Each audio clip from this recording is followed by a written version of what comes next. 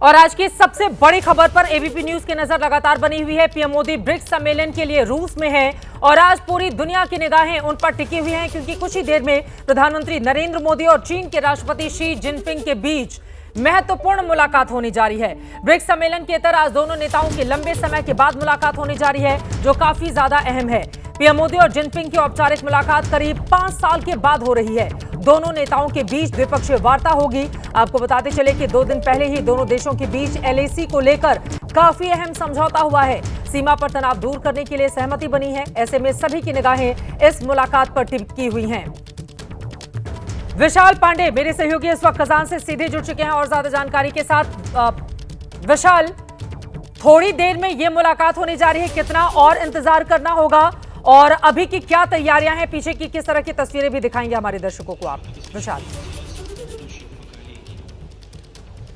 चित्रा, देखिए अभी फिलहाल ब्रिक्स का जो सत्र है वो जारी है। आधे घंटे की देरी से ये सत्र चल रहा है, तो इस बात की उम्मीद लगाई जा रही है कि भारत के प्रधानमंत्री नरेंद्र मोदी और चीन के राष्ट्रपति शी जिनपिंग के बीच अब ये द्विपक्षीय मुलाकात भारत के समय के मुताबिक शाम 5:15 पर शुरू होगी। और बिल्कुल आपने सही कहा कि यह मुलाकात कई मायनों में महत्वपूर्ण है, क्योंकि 5 साल बाद भारत और चीन के नेता आपस में मिलेंगे, द्विपक्षीय मुलाकात करेंगे। क्योंकि 2020 में जिस तरह से गलवान में जो घटना हुई उसके बाद से तनाव बहुत ज्यादा बढ़ गया था और लगातार राजनयिक स्तर पर और जो कोर कमांडर लेवल पर बातचीत हो रही थी, सैन्य स्तर पर जो बातचीत हो रही थी, उसके माध्यम से रास्ता निकालने का प्रयास किया गया। और अब यह सहमति बनी है भारत और चीन में कि 2020 से पहले वाली स्थिति बहाल होगी, यानी डेप्सांग और डेमचोक में अब भारतीय सेना पेट्रोलिंग कर पाएंगे। भारत की बड़ी कूटनीतिक जीत मानी जाएगी, क्योंकि तमाम लोग जो चीन को लेकर लगातार भारत से सवाल पूछ रहे थे, ये कहीं ना कहीं जो सहमति बनी है ये उसका जवाब भी है। और इसीलिए प्रधानमंत्री मोदी और राष्ट्रपति शी जिनपिंग के बीच में अब ये बड़ी मुलाकात होने जा रही है। आप ये कह सकती हैं लगभग अब से 40 मिनट के बाद प्रधानमंत्री नरेंद्र मोदी और शी जिनपिंग के बीच रूस के कजान शहर में यह मुलाकात होगी। आशीष भी हमारे साथ जुड़े हुए हैं। महत्वपूर्ण जानकारी विशाल आप देख रहे हैं सीधे कजान से। आशीष, अब सीधे आपका रुख करते हुए, देखिए चाइना एक ऐसा मुल्क है जिस पर बहुत ज्यादा भरोसा नहीं किया जा सकता है।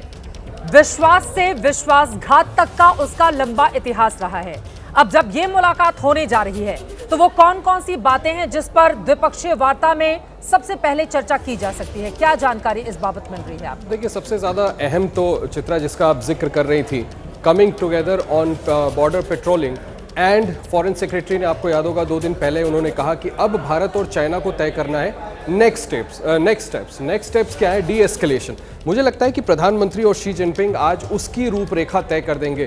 थोड़ा सा पीछे ले जाना चाहता हूं आपको, 2014 में जब प्रधानमंत्री मोदी सरकार में आए थे, 2013 में आपको याद होगा अप्रैल के महीने में भारत और चीन के फोर्सेस के बीच में, पीएलए और इंडियन फोर्सेस के बीच में बहुत झड़पें हुई थी। और उसके बाद जब पहली बार प्रधानमंत्री मोदी और शी जिनपिंग मिले थे तो उसको कैसे इंस्टेंटली सुलझा लिया गया था। इन दोनों लीडर्स की पर्सनल केमिस्ट्री बड़ी अच्छी रही है। चित्रा, आपने भी सालों से प्रधानमंत्री को कवर किया है। कई प्रधानमंत्री और चाइनीज प्रेसिडेंट शी जिनपिंग की मीटिंग्स मैंने कवर की है। मैंने ये देखा है कि डिस्प्यूट्स को ये दोनों लीडर्स सुलझा जरूर लेते हैं। मुझे लगता है कि थोड़ा सा क्रेडिट हमको नेशनल सिक्योरिटी एडवाइजर को भी देना चाहिए, जो कि स्पेशल रिप्रेजेंटेटिव्स दोनों देशों के, उनके विदेश मंत्री और हमारे नेशनल सिक्योरिटी एडवाइजर दोनों इक्विवेलेंट, लगातार कई राउंड्स ऑफ बातचीत किए, जिसको हम एसआर लेवल्स मैकेनिज्म कहते थे। और उसके बाद वो इस स्टेज पे हमको लेकर के आए जहां पर इस बाबत सहमति बन गई कि कम से कम पेट्रोलिंग दोनों पक्ष शुरू करें। और इसको लेकर के भी सहमति बन गई कि आगे चल के नेक्स्ट स्टेप होगा डी एस्केलेशन। डेमचौक हो चाहे डेप्सांग हो, मुझे लगता है कि प्रधानमंत्री मोदी और शी जिनपिंग मिल करके आज उसकी रूपरेखा तय करके अधिकारियों को बोल देंगे कि इसको जल्द से जल्द कार्यान्वित किया जाए। ठीक है, आपने महत्वपूर्ण जानकारी दी। एक बार फिर से हम कजान का रुख करेंगे। विशाल वहां से जुड़े हुए हैं। विशाल, देखिए दुनिया के 2 ये सबसे बड़े मुल्क हैं आबादी के लिहाज से, चाहे चीन हो या हिंदुस्तान हो, और समय समय पर हमने एक लंबा उतार चढ़ाव वाला रिश्ता भी दोनों के बीच देखा है। सीमा विवाद को लेकर ये जो सकारात्मक संदेश इस वक्त देखने को मिल रहा है, एलएसी को लेकर जो बातचीत हुई है और दोनों देशों ने 2020 वाली स्थिति को बरकरार रखने का फैसला कर लिया है। लेकिन सिर्फ सीमा विवाद ही एकमात्र मसला नहीं है, इसके अलावा भी तमाम ऐसे मुद्दे हैं जिसको लेकर दोनों मुल्कों को आगे बढ़ना होगा। तो आज जब ये द्विपक्षीय वार्ता होगी तो क्या उन तमाम मुद्दों को शामिल किया जा सकता है? मैं चाहूंगी उनमें से कुछ का अगर आप जिक्र करना चाहें, विशाल। देखिए चित्रा, बिल्कुल, क्योंकि भारत और चीन के बीच में व्यापार एक सबसे बड़ा मुद्दा हमेशा से रहा है और अगर देखा जाए 2020 के तनाव के बाद से व्यापार पर एक असर जरूर पड़ता हुआ दिखाई दे रहा था। तो अब जब रिश्ते सामान्य होंगे प्रधानमंत्री मोदी और शी जिनपिंग की मुलाकात के बाद से, तो व्यापार को एक सकारात्मक यहां से आप ये कह सकते हैं दिशा मिलता हुआ नजर आएगा। लेकिन जैसा आपने कहा चित्रा कि चीन पर बहुत ज्यादा भरोसा नहीं किया जा सकता है, क्योंकि चीन दोस्ती तो करता है लेकिन पीछे से चालाकी बार बार करता आया है। चीन का ये ट्रैक रिकॉर्ड रहा है और इस बात को भारत बहुत अच्छी तरह से समझता है और इसीलिए अपने मुद्दों पर भारत अडिग रहता है। प्रधानमंत्री नरेंद्र मोदी भारत के हित के जो मुद्दे हैं उस पर अडिग रहते हैं और इसीलिए जब तक पेट्रोलिंग पर सहमति नहीं बन गई तब तक बातचीत के लिए किसी भी रूप में आगे बढ़ने का कोई विशेष प्रयास नहीं किया गया। और जब दोनों ही तरफ से इस बात का ऐलान हो गया कि देप्सांग और डेमचौक में जो पेट्रोलिंग पॉइंट्स है वहां पर भारतीय सेना पेट्रोलिंग कर पाएगी और इसके साथ ही साथ जो चरवाहे हैं उस इलाके के वो 2020 की जो स्थिति थी उससे पहले की उस इलाके तक जा पाएंगे, उसके बाद ही द्विपक्षीय मुलाकात का ऐलान भारत की तरफ से किया गया कि आज भारत के प्रधानमंत्री और चीन के राष्ट्रपति के बीच में मुलाकात होगी। लेकिन भारत बहुत फूंक कर कदम रखेगा। चीन पर एकदम से भरोसा भारत नहीं कर सकता है। हां, यह जरूर है कि चीन भारत का पड़ोसी देश है, व्यापार एक बड़ा मुद्दा दोनों देशों के बीच में रहता है और जो सीमा विवाद है उसका हल दोनों ही देश करना चाहते हैं। लेकिन भारत अपने जो उसके हित हैं और भारत के जो मुद्दे हैं, भारत हमेशा से ये कहता रहा है कि जब तक शांति नहीं रहेगी सीमा पर तब तक बातचीत कैसे होगी, तब तक तनाव कैसे कम होगा। तो कहीं ना कहीं आप ये कह सकती हैं कि भारत को एक बड़ी कूटनीतिक जीत चीन के मामले में यहां पर मिली है कि 2020 के पहले वाली स्थिति बहाल होगी और चीन को मजबूर होना पड़ा उस स्थिति को बहाल करने में और एक ये बड़ी कूटनीतिक जीत भारत के लिए कही जा सकती है। और अब से थोड़ी देर बाद चित्रा, क्योंकि समय बहुत तेजी से वो नजदीक आ रहा है जब 5 साल बाद पहली बार प्रधानमंत्री नरेंद्र मोदी और चीन के राष्ट्रपति शी जिनपिंग द्विपक्षीय मुलाकात करेंगे। आप ये कह सकती हैं लगभग आधे घंटे का समय और बचा है जब ये बड़ी मुलाकात कजान के इसी एक्सपो सेंटर में होनी है जहां पर इस वक्त हम मौजूद हैं, जहां ये ब्रिक्स का शिखर सम्मेलन चल रहा है। और यह मुलाकात बहुत अहम होगी क्योंकि न सिर्फ भारत और चीन बल्कि पश्चिमी देशों की नजर भी इस मुलाकात पर रहने वाली है और साथ ही और जो देश हैं वो भी इस पर एक नजर बनाए हुए हैं। तो यह कहा जा सकता है कि मोदी और शी जिनपिंग की मुलाकात कई मायनों में अहम होगी। कई मायनों में ये मुलाकात अहम होने जा रही है। लगातार एबीपी न्यूज ग्राफिक्स के जरिए भी आपको बता रहे हैं कि किस तरह के रिश्ते अब तक चाइना के साथ हमारे रहे हैं और आगे बढ़ते इस रिश्ते पर सिर्फ इन दोनों देशों की निगाहें नहीं बल्कि दुनिया भर की नजर टिकी हुई है। और बड़ा महत्वपूर्ण यह है रूस जो हमारा भी करीबी है, रूस जो अपने आप को चाइना के साथ भी जोड़कर रखता है, वहां पर यह मुलाकात होने जा रही है। और यहां पर देखिए मोदी जिनपिंग की मुलाकात क्यों 5 साल के बाद पहली औपचारिक द्विपक्षीय वार्ता होने जा रही है। अक्टूबर 2019 में आखिरी द्विपक्षीय बैठक हुई थी जिसमें प्रधानमंत्री नरेंद्र मोदी की ओर से खासतौर से मल्लपुरम में हिंदुस्तान के कई महत्वपूर्ण मुद्दों पर उनकी ओर से अनौपचारिक चर्चा में जिक्र किया गया था। 1 साल 2 महीने बाद दोनों नेताओं की यह पहली मुलाकात होने जा रही है। एलएसी पर समझौते के 2 दिन के बाद यह मुलाकात हो रही है, लेकिन इसके लिए रूपरेखा काफी पहले से तैयार की जा रही थी। आशीष, अब सीधे आपका रुख करते हुए, चूंकि हाल ही में आप पाकिस्तान होकर आए हैं, एस जयशंकर का विदेश मंत्री का पाकिस्तान जाना और उसके बाद क्योंकि इसके जरिए भी एक संकेत यहां पर आज की इस बैठक के लिए दिए गए थे जिसके बारे में आप ज्यादा बेहतर बताएंगे, और उसके बाद कूटनीतिक रिश्तों को नया आयाम देने की कोशिश दोनों मुल्कों की ओर से काफी वक्त से की जा रही है, जिसके बाद आज इस प्लेटफॉर्म पर दोनों पहुंचे हैं। मैं चाहूंगी उसके बारे में भी जरा आप विस्तार से बताइए कि क्या क्या कोशिशें की गई जिसके बाद आज ये दोनों ही मुल्क द्विपक्षीय वार्ता के लिए तैयार होकर बातचीत करते हुए दिखाई देंगे। देखिए, एक तो बिल्कुल ठीक आप कह रही हैं, this is a very intelligent connect जो आपने ड्रॉ किया है। डॉक्टर जयशंकर जब पाकिस्तान गए तो हम वहां पर भी इस तरह के पॉजिटिव आउटकम को बिल्कुल एक्सपेक्ट नहीं कर रहे थे। ये कतई उम्मीद नहीं थी कि डॉक्टर जयशंकर जाके पाकिस्तान के प्राइम मिनिस्टर से इतने वार्मली मिलेंगे और उसके बाद जब वो वहां से निकलने लगेंगे तो एयरक्राफ्ट में बैठने से पहले बाकायदा पोस्ट पर एक्स पर पोस्ट करके टैग करके धन्यवाद देंगे, फिर उसका रेसिप्रोकेशन होगा। तो कुछ तो tweaking of foreign policy with neighbours जरूर हो रहा है। पाकिस्तान को लेकर के भी थोड़ी सी फॉरवर्ड मूवमेंट हम कह सकते हैं और चाइना को लेकर के तो बहुत बड़ी फॉरवर्ड मूवमेंट। जहां तक आप कह रही हैं कि क्या कुछ पर्दे के पीछे हुआ है, देखिए लगातार जो मैं आपसे जिक्र कर रहा था चित्रा, स्पेशल रिप्रेजेंटेटिव्स की जो भूमिका रही है, एसआर लेवल टॉक्स करीबन 19 या 20 बार इन लोगों की मुलाकात हुई और उसके बाद कहीं जाकर के हम ये अचीव कर पाए। मैं ये बताता हूं आपको कि जब ये टॉक्स कंक्लूड हुई, जिसके बाद मुझे ये सोर्स बेस्ड करीबन 1 महीना पहले ये जानकारी मिली थी कि इन दोनों की मुलाकात होने वाली है ब्रिक्स समिट के साइडलाइंस पर यहाँ कजान में, तभी हमें सोर्सेज ने ये बता दिया था कि इस सिक्योरिटी एडवाइजर्स लेवल की जो टॉक्स हुई है इसमें ये आपस में सहमति बन गई है कि किसी तरह से LAC पर जो डिस्प्यूट है उसको सॉल्व किया जाए और वापस स्टेटस को आंटे को इस्टेब्लिश किया जाए। जैसा विशाल अभी कह रहे थे कि हमने बायलैटरल टॉक्स को जरूर अवॉइड किया, लेकिन हमको इस बात को चित्रा नोट करना चाहिए कि next only to the highest level, प्रधानमंत्री के बाद नेशनल सिक्योरिटी एडवाइजर्स का जो दर्जा है दोनों ही जगह वो काफी हाई है, उस लेवल पे हमने लगातार बातचीत जारी रखी। भारत ने लगातार इंसिस्ट किया कि आपको ये बात माननी पड़ेगी कि आप टेरिटोरियल इंटेग्रिटी को ब्रीच नहीं कर सकते। आप ये जरूर याद करेंगी चित्रा कि कई और फोरम्स पे, चाहे वो SCO का फोरम हो, UN का फोरम हो, दुनिया के तमाम देशों को भारत ने इकट्ठा अपने साथ लेने का प्रयास किया और उसमें काफी हद तक भारत कामयाब हुआ, जिसकी वजह से चीन पर दबाव भी पड़ा डिप्लोमेटिकली और आखिरकार भारत आज ये अचीव करने में कामयाब हुआ है कि हम आहिस्ता आहिस्ता ही सही लेकिन 2020 से पहले की यथास्थिति पर अब भारत और चीन वापस लौटेंगे। ये दो अलग अलग तस्वीरें हम दिखा रहे हैं। अक्टूबर 2019 में जब भारत में प्रधानमंत्री नरेंद्र मोदी से शी जिनपिंग की मुलाकात हुई थी, कई जगह मल्लापुरम की ये मुलाकात काफी ज्यादा चर्चा में हुई थी, जिसकी तस्वीरें भी इस वक्त आप देख रहे हैं। दोनों देशों के सांस्कृतिक रिश्ते किस तरह से आगे बढ़े उसका भी जिक्र पीएम मोदी की ओर से किया गया था। और पिछली मुलाकात ब्रिक्स सम्मेलन में अगस्त 2023 में दक्षिण अफ्रीका में हुई थी। लेकिन विशाल, अब सीधे खजान आपका रुख करते हुए, चूंकि थोड़ी देर के बाद यह मुलाकात शुरू होने वाली है, देखिए भारत और चीन 3488 किलोमीटर लंबी जो सीमा रेखा है वो एक दूसरे के साथ शेयर करते हैं। दोनों के बीच बड़े हिस्से पर सीमांकन नहीं हुआ है, जिसको लेकर अक्सर हमने देखा है, कभी उत्तराखंड को लेकर, कभी अरुणाचल प्रदेश को लेकर, जगह जगह लगातार इस तरह की खबरें सामने आती हैं। चीन जिसको लेकर अपना दावा ठोक देता है। लेकिन इन सब के बीच ये जो अहम मुलाकात आज होने जा रही है, 4 सालों के बाद की ये मुलाकात, जब गलवान हमने देखा था और उसके बाद चीन को लेकर तमाम तरह के सवाल खड़े हो गए थे। मेरा ये सवाल है, चीन पर कितना भरोसा किया जा सकता है, और अगर आज इस बातचीत की मेज पर चीन आने को मजबूर हुआ तो उसके पीछे की बड़ी वजह क्या बताएंगे आप, विशाल?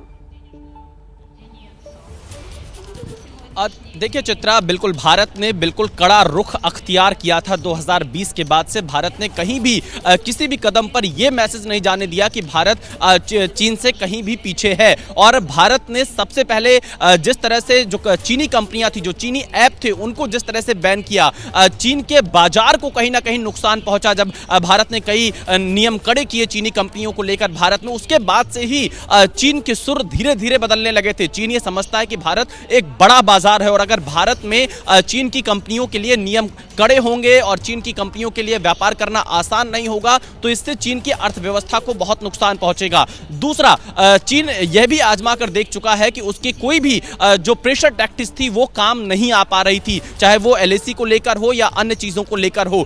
तो कहीं ना कहीं चीन को इस बात का एहसास हो गया कि भारत के साथ रिश्ते खराब करके, भारत के साथ तनाव बरकरार रखकर आगे नहीं बढ़ा जा सकता है और इसीलिए बातचीत की टेबल पर चीन को आने के लिए मजबूर होना पड़ा। प्रधानमंत्री नरेंद्र मोदी के साथ शी जिनपिंग की अब से थोड़ी देर बाद ही द्विपक्षीय मुलाकात होगी, लेकिन चीन ये पूरी तरह से जानता है कि भारत की जो मांगे रही हैं, जब तक वो मांगे चीन पूरी नहीं करता है, जब तक उस पर सहमत नहीं होता है, तब तक भारत बातचीत नहीं करेगा। और जब भारत की चीजें स्वीकार हुई और जब इस बात पर सहमति बन गई कि 2020 से पहले वाली स्थिति बहाल होगी LAC पर, उसके बाद ही भारत बातचीत के लिए तैयार हुआ। और अब भारत के प्रधानमंत्री और चीन के राष्ट्रपति शी जिनपिंग के बीच अब से थोड़ी देर बाद आप ये कह सकती हैं कि महज आधे घंटे से भी कम वक्त बचा है जब यह मुलाकात कजान में शुरू होगी। तो कहीं ना कहीं दोनों देशों के जो संबंध रहे हैं, द्विपक्षीय जो संबंध रहे हैं, उनको कैसे एक आगे बढ़ाया जाए, कैसे उन पर चर्चा की जाए, खासतौर पर व्यापार के क्षेत्र में कैसे बातचीत होगी और टेक्नोलॉजी के क्षेत्र में क्या बातचीत होगी, ऐसी तमाम चीजें हैं जिस पर बातचीत की संभावना यहां पर नजर आ रही है। लेकिन चीनी कंपनियां और चीनी एप्लीकेशंस जिस तरह से भारतीयों ने बॉयकॉट किया था 2020 के बाद, आपको याद होगा कि जितने भी चीनी ऐप थे लोगों ने अपने मोबाइल फोन से डिलीट करने शुरू कर दिए थे, कुछ को भारत सरकार ने भी बैन किया था। तो उसके बाद से ही चीन इस बात को समझ रहा था कि अगर अपने व्यापार को बढ़ाना है तो भारत को नाराज करके, भारत के साथ तनाव रख के आगे नहीं बढ़ा जा सकता है और चीन को एक बार फिर से भारत के साथ बातचीत के टेबल पर आने को मजबूर होना पड़ा। आज अगर बातचीत की मेज पर दोनों एक साथ आ रहे हैं तो इसके पीछे चाहे भारत के विदेश मंत्री की कोशिश हो, NSA अजीत डोभाल की कोशिश हो, दोनों ने अपने चाइना समकक्ष से मुलाकात भी की और बहुत सारे मुद्दों को लेकर कि कैसे हम आगे बढ़े, और ये बहुत जरूरी भी हो जाता है। देखिए, फिर उन्हीं बातों का हम जिक्र करेंगे कि आप मित्र का चुनाव तो कर सकते हैं, लेकिन पड़ोसी आपकी मजबूरी होते हैं और उनके साथ आपको अपना बेहतर रिश्ता बनाकर रखना पड़ता है, जो एक वक्त पर तब के प्रधानमंत्री अटल बिहारी वाजपेयी की ओर से पाकिस्तान के संदर्भ में कही गई थी।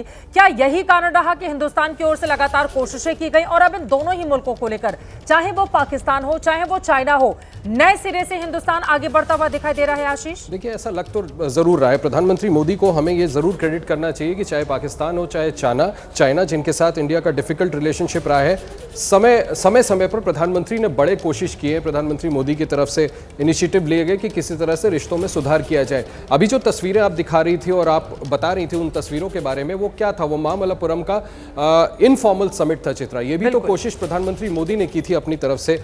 ऐसी ही कोशिशें उन्होंने पाकिस्तान को लेकर भी की थी। नवाज शरीफ को जब उन्होंने अपने ओथ में बुलाया था, उसके बाद उनके घर अचानक चले गए थे। यहाँ पर 2-2, 3-3 बार उन्होंने इनफॉर्मल समिट की।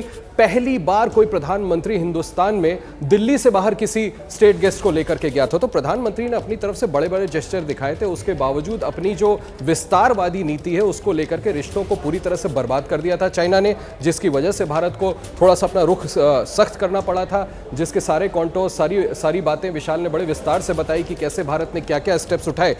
लेकिन कहीं ना कहीं आप बिल्कुल ठीक कह रही हैं चित्रा कि इस बात का एहसास था कि पड़ोसियों के साथ रिश्ते हमें सुधारने ही होंगे, सकारात्मक ही रखने पड़ेंगे, और उसी वजह से ये कोशिश, ये गुंजाइश तलाशी जा रही थी कि किसी तरह से चाइना को समझाया जाए। मैं फिर से दोहराना चाहूंगा, इसमें दूसरे देशों ने भी बड़ी अहम भूमिका निभाई है, इंक्लूडिंग रशिया, जहां पर पुतिन ने इतनी अहम भूमिका निभाई कि दोनों लीडर्स को ले आकर के इकट्ठे साथ में टेबल पर बिठा दिया और उसके पहले ये इंश्योर कर लिया कि दोनों पक्ष पेट्रोलिंग के लिए LAC पर समझौते के लिए राजी हो जाए। ये अपने आप में बड़ा अचीवमेंट, और ये दिखाता है कि भारत की तरफ से विलिंगनेस थी, है और हमेशा रहेगी, अनलेस चीन अपने फिर से जो उसकी एक्सपेंशनिस्ट पॉलिसी है, अगर उस पर फिर से वो इस तरह के कोई अग्रेसिव कदम उठाता है तो शायद भारत का रुख बदले। लेकिन मुझे ऐसा लगता है, एक आखिरी चीज मुझे अलाउ करिएगा कि चित्रा, जब ये दोनों पक्ष ये इस बात पर आगे बढ़ रहे हैं और LAC को लेकर के समझौता कर लिया, तो मुझे लगता है they have thought over it, leadership ने सोच लिया है, एंड अब ये कोशिश जरूर होगी that there should be no looking back, यहां से रिश्तों को और बेहतर बनाया जाए। बिल्कुल, और रशिया यूक्रेन के मामले में हमने प्रधानमंत्री नरेंद्र मोदी का जो रुख देखा है,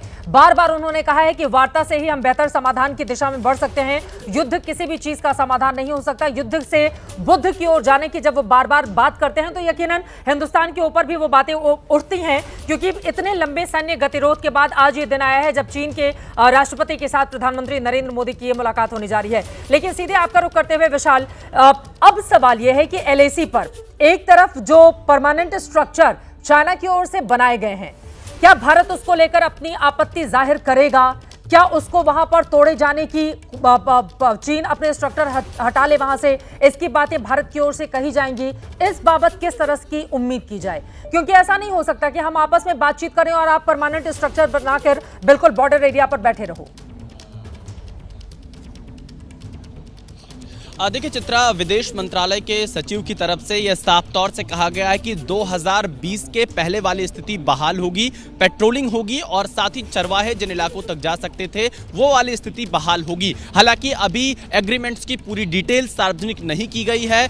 इस बात की उम्मीद की जा रही है कि जब भारत के प्रधानमंत्री नरेंद्र मोदी और चीन के राष्ट्रपति शी जिनपिंग के बीच मुलाकात हो जाएगी, उसके बाद विदेश मंत्रालय की तरफ से एक और प्रेस कॉन्फ्रेंस का आयोजन किया जाना है, जिसमें आगे की डिटेल्स के बारे में जरूर बताया जाएगा। लेकिन फिलहाल जो जानकारी सार्वजनिक की गई है उसके मुताबिक भारत की तरफ से यही कहा गया है कि 2020 से पहले वाली स्थिति बहाल होगी। इस एग्रीमेंट पर हम पहुंचे हैं। तो यह कहा जा सकता है कि भारत ने अपने हितों को जरूर इसमें ध्यान में रखा होगा। और जो हमें जानकारी मिल रही है, खासतौर पर देप्सांग और डेमचौक के इलाके में जो पेट्रोलिंग पॉइंट्स हैं, वहां पर भारतीय सेना पेट्रोलिंग कर पाएगी, ये इस पर सहमति अभी तक बनी हुई है। और जो इससे पहले के मुद्दे थे उनको एक अलग रखकर नए मुद्दों के साथ में नए जो एग्रीमेंट पिछले कुछ महीनों में जिन पर बातचीत हो रही थी उन पर एग्रीमेंट होकर आगे बढ़ा गया है। हालांकि अभी पूरी जानकारी बाहर आना बाकी है, लेकिन ये उम्मीद जताई जा रही है कि जब पीएम मोदी और शी जिनपिंग मिलेंगे उसके बाद विदेश मंत्रालय की तरफ से इस बारे में और ज्यादा जानकारी दी जा सकती है। और ये इस बात की भी उम्मीद है कि इसमें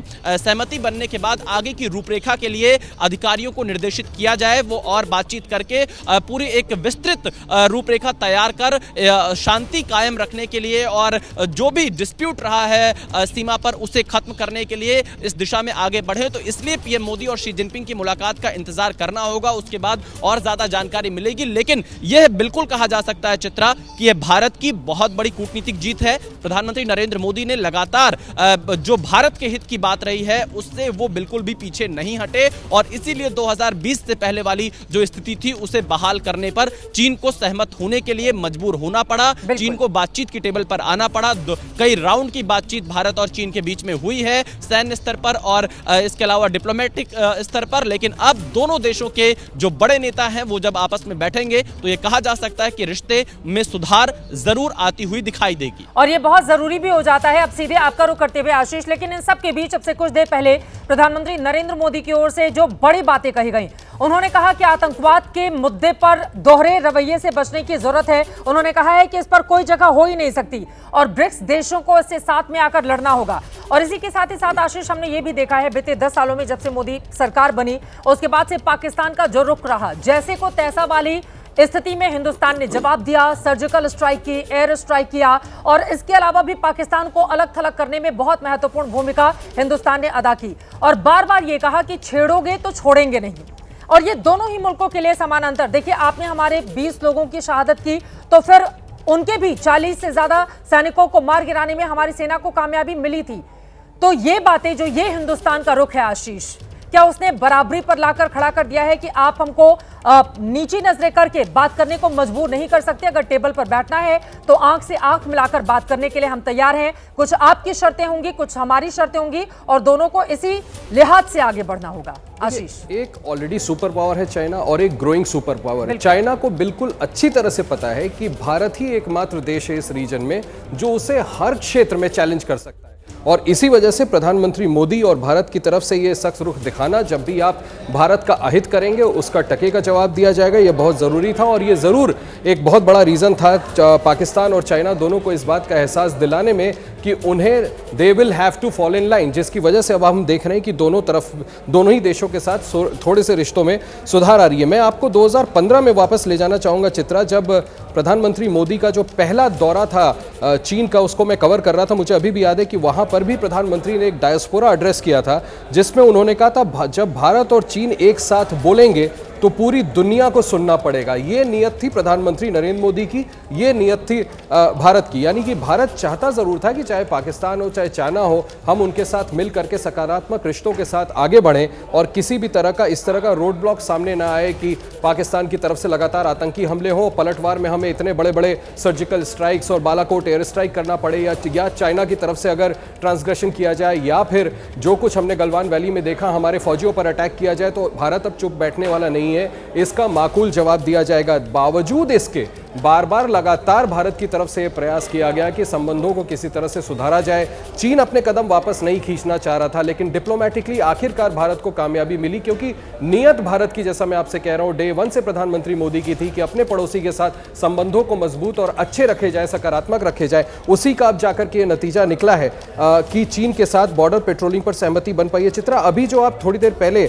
विशाल से पूछ रही थी सवाल, उसका शायद सोर्स बेस थोड़ी सी जानकारी मेरे पास ज़रूर है कि ये जो बॉर्डर पेट्रोलिंग को लेकर के सहमति बनी है उसमें जहाँ तक मेरी जानकारी है उसके मुताबिक पेट्रोलिंग अब पुराने हर एरिया में की जा सकेगी, 2 patrols a month and number of troops being limited to 15 से ज़्यादा ट्रूप्स ना हो। जहाँ तक मेरी जानकारी, इसकी औपचारिक घोषणा तो बाद में की जाएगी इन दोनों नेताओं के मुलाकात के बाद। और जैसा मैंने कहा, मैं फिर से दोहरा दूँ, 2 पेट्रोल्स अ मंथ, इसको लेकर के जहां तक मेरी जानकारी है सहमति बनी है। बाकी जैसा मैं आपसे पहले कह रहा था कि दोनों नेताओं के बीच मुलाकात होगी, बायलैटरल टॉक्स होंगी, तो निश्चित तौर पर इसके कॉन्टोर्स तय किए जाएंगे, या फिर जैसा फॉरेन सेक्रेटरी ने कहा था कि नेक्स्ट स्टेप्स डिसाइड होने, उसका काम, उसकी जिम्मेदारी अधिकारियों को दी जाएगी और आगे चल के कुछ हफ्ते या दिनों में हमें इसके कॉन्टोर्स सामने आते नजर आएंगे।